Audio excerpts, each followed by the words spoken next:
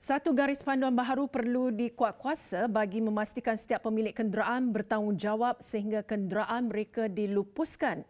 Ini bagi mengatasi masalah kenderaan terbiar setelah tidak digunakan lagi. Di Ibu Negara, meskipun Dewan Bandaraya Kuala Lumpur DBKL menyediakan perkhidmatan percuma untuk mereka yang sukarela melupuskan kenderaan, namun ramai yang memilih untuk membiarkan kenderaan jadi tukun. Ikuti siri kedua wartawan Aduan Rakyat Juliana Sharin yang mengikuti operasi pihak berkuasa.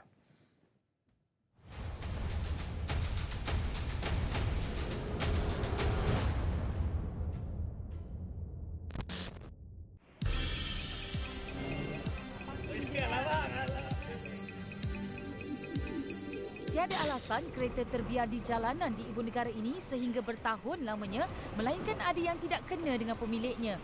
Operasi yang saya sertai bersama DBKL di Jalan Jinjang Aman 3 ini membuktikan ia kepunyaan pemilik bengkel berdekatan seperti didakwa penduduk. Peliknya, sampai bila kereta lama ini perlu disimpan? Tuan kena faham, bila saya punya petugas sampai, dah ada lori, dah ada kren, kita akan angkat. Kalau you tak angkat, kita angkat. Sebab kita dah bagi you masa yang cukup. Yalah, saya tahu hari ni pun hari ketiga lah. Yalah, hari ni selesai semua. Jangan tunggu sampai notis habis. Kita bagi masa 3 hari itu untuk you bertindak. Sebab bila you tak alih dalam masa 3 hari, hari ni kita sampai baru you nak alih.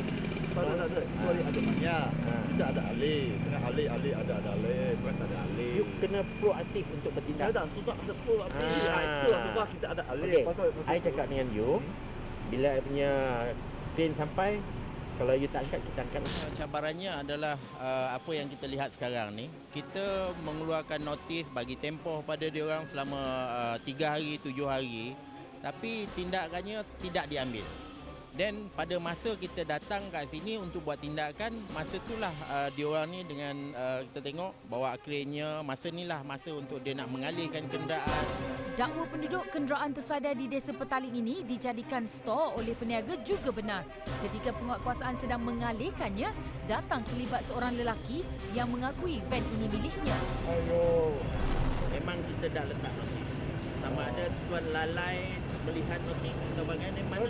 Saya tapi hari saya alih sini punya. Memang sudah lama tuan tengok sendiri. Yalah, memang berapa lama daun sana ada, apa semua ada. Sebelum tu saya taruh sini punya.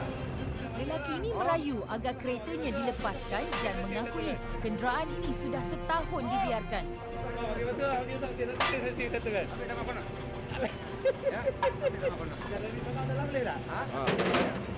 Payung boleh tak? Nanti. Silakan. Boleh lah, Pak. Import saya. Ya, ambil. Ada berapa lama lagi? Dah tahun. Tahun. Untuk simpan barang niaga? Kan, kadang-kadang saya tak pakai kereta cetak.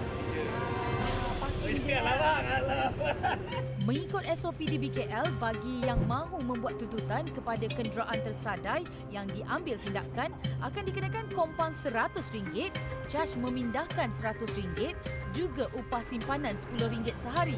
Tindakan penguatkuasaan diambil di bawah Seksyen 46(1)(e) Akta Jalan Parit dan Bangunan 1974. Operasi tunda dilakukan jika notis yang diberikan 3 hingga 7 hari tidak diendahkan. Kami mengambil masa daripada 7 hari, selepas 7 hari kita ada sebulan. Sebulan tu kita buat pemeriksaan dari segi D4 PDRM, dari segi aspek jenayah. Kita juga cek dengan persatuan-persatuan bank sama ada dia ada hutang dengan bank ataupun dengan pejabat-pejabat insurans untuk sama ada dia terlibat dengan insurans. Itu yang kita buat. Selepas sebulan barulah kita buat angkat perkara ini ke mesyuarat pengurusan.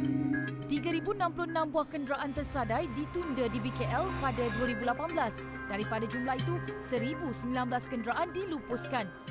Setakat ini hanya terdapat satu kaedah pelupusan diguna pakai, iaitu dengan melakukan lelongan terbuka sebagai besi buruk, di mana ianya menyumbang kepada hasil di BKL pada 2018 sebanyak RM814,000.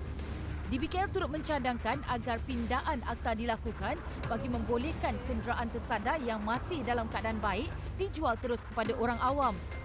Menteri Pengangkutan Anthony Loke Siew Fook akan mempengerusikan Majlis Mesyuarat Pengangkutan Negara 5 Mac nanti yang akan mengubal satu garis panduan untuk memastikan masalah kenderaan terbiar ini dapat dilupuskan dalam tempoh sebulan.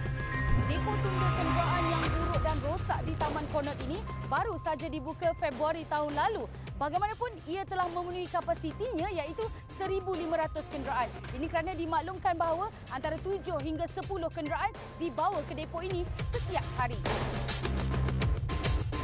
Emailkan aduan anda ke aduanrakyat3.0@tv3.com.my beserta nombor telefon untuk dihubungi. Juliana Syarin, Aduan Rakyat, TV3, kami prihatin.